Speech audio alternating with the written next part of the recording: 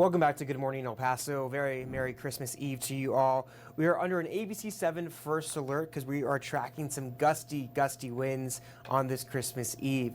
And so Santa, when he works his way through the borderland, is going to need to buckle up. But speaking of Santa, we are tracking him.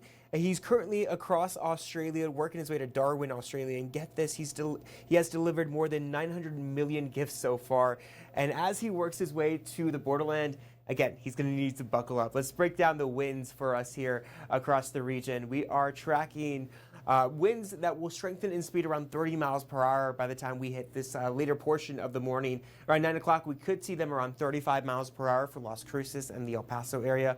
As we fast forward into the later portion of the morning, closer to 11 o'clock, those winds strengthen in speed. They're coming from the west-southwest around 50 miles per hour for Las Cruces. Those of you who live on the east side, northeast El Paso, will see the strongest of these wind gusts. As we fast forward into this afternoon around 2 o'clock, stopping the clock here, look at these wind speeds around 65 miles per hour, 67 miles per hour for T or C. There is that possibility we could even see gusts around 70 miles per hour, depending on what side of town you are.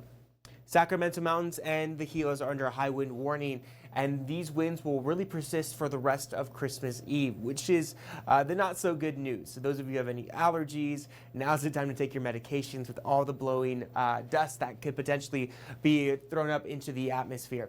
As we wake up Christmas morning, the winds will be a little calmer, still elevated out near Cloudcroft, but nonetheless, so the other threat will be the possibility of running into some patchy blowing dust and sand.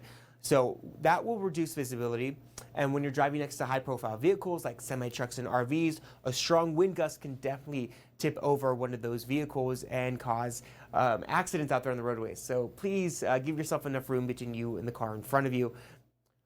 Temperatures will also be another big talker this afternoon. We'll be tracking 80 degrees for Van Horn, 76 degrees for Sierra Blanca, and those of you waking up with us here in El Paso County will see those high temperatures in the upper 70s.